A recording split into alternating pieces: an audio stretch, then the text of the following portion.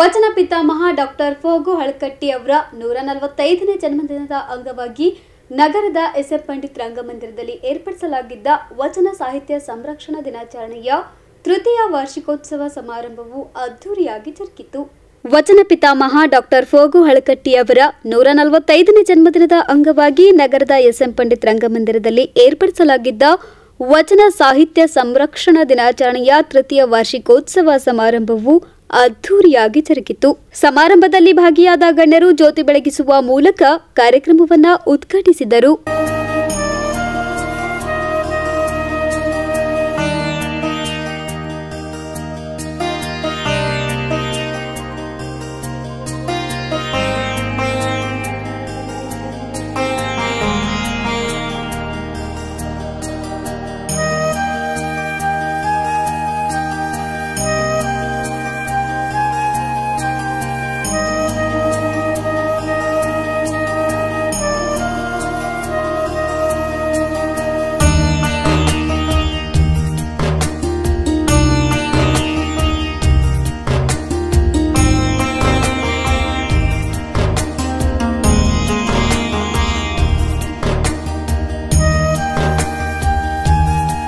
ಬಳಿಕ ಸಮಾರಂಭದಲ್ಲಿ ಭಾಗಿಯಾದ ಚಿಂತಕಿ ಮೀನಾಕ್ಷಿ ಬಾಳಿಯವರು ವಚನ ಪಿತಾಮಹ ಡಾಕ್ಟರ್ ಫೋಗು ಹಳಕಟ್ಟಿ ಅವರ ಜೀವನ ಸಾಧನೆ ಹಾಗೂ ವಚನ ಕ್ರಾಂತಿಯನ್ನು ಕೊಂಡಾಡಿದರು. ಕರ್ನಾಟಕದಲ್ಲಿ ವೀರಶೈವ ಮತ್ತು ಬ್ರಾಹ್ಮಣ ಅವರು ವೀರಶೈವ ಅನ್ನೋ ಶಬ್ದನೇ ಹೆಚ್ಚು ಬಳಸಿದ್ದಾರೆ.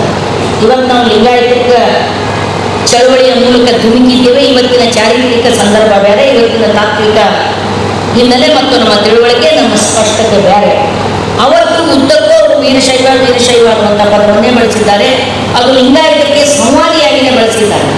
ಇವತ್ತದು ತಾತ್ವಿಕವಾದಂಥ ವಿಷಯವಾಗಿ ನಮ್ಮ ಚರ್ಚೆಗೆ ಮುನ್ನೆಲೆ ಬರ್ತಾ ಇದೆ. ಅದು ಬೇರೆ ಮಾತು. ಅವರು ಏನು ಬರ್ಕೊಳ್ತಾರೆ ಅಂದರೆ, ಕರ್ನಾಟಕದಲ್ಲಿ ವೀರಶೈವ ಮತ್ತು ಬ್ರಾಹ್ಮಣ ಈ ಸಮಾಜದಲ್ಲಿ ಪರಸ್ಪರ ಹೋರಾಟಗಳು ಯಾವಾಗಲೂ ಇದ್ದದ್ದು ಕಂಡು ಬರ್ತದೆ. ಈ ಸ್ಥಿತಿಯು ಶಾಲಾ ಶಿಕ್ಷಕರಲ್ಲಿ ಕೂಡ ಇದ್ದದ್ದು ತಿಳಿಯುತ್ತದೆ. ನಮ್ಮ ಕ್ಲಾಸಿಗೆ ಬರುತ್ತಿದ್ದ ಒಬ್ಬ ಶಿಕ್ಷಕರು ತಮ್ಮ ಶಿಕ್ಷಣ ನಡೆಸುತ್ತಾ ಮಧ್ಯದಲ್ಲಿಯೇ ವೀರಶೈವ ಸಮಾಜದ ಮೇಲೆ ಟೀಕೆಗಳ ಸುರಿಮಳೆ ಸುರಿಸುತ್ತಿದ್ದರು. ಅವರು ವೀರಶೈವ ಸಮಾಜದಲ್ಲಿ ಪಂಡಿತರಾರೂ ಆಗಿ ಹೋಗಿಲ್ಲ.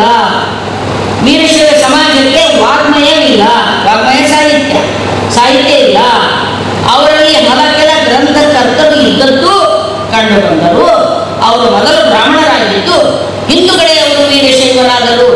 ವೀರಶೈವರು ಮರಾಠರಂತೆ ಶೂರರಲ್ಲ, ರಾಜಕಾರಣಿಗಳಲ್ಲ, ಅವರು ರಾಜರಲ್ಲ.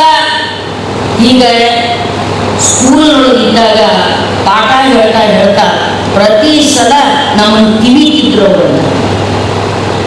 ಸಮಾರಂಭದಲ್ಲಿ ಶಾಸಕರಾದ ಅಲಂಪ್ರಭು ಪಾಟೀಲ್, ಬಿಆರ್ ಪಾಟೀಲ್, ಕನ್ನಡ ಮತ್ತು ಸಂಸ್ಕೃತಿ ಇಲಾಖೆಯ ದತ್ತಪ್ಪ ಸಾಂಗನೂರ್, ಸಮಿತಿಯ ಆರ್ಜಿ ಶೆಟ್ಗಾರ್, ಗೌರವ ಅಧ್ಯಕ್ಷರಾದ ರವೀಂದ್ರ ಶಾಬಾದಿ, ಶರಣಪ್ಪ ಜನೇವರಿ, ಶಿವಲಿಂಗಪ್ಪ ಅಷ್ಟಗಿ ಸೇರಿದಂತೆ ಇತರರು ಭಾಗವಹಿಸಿದ್ರು. Bureau report in Gulbarga news.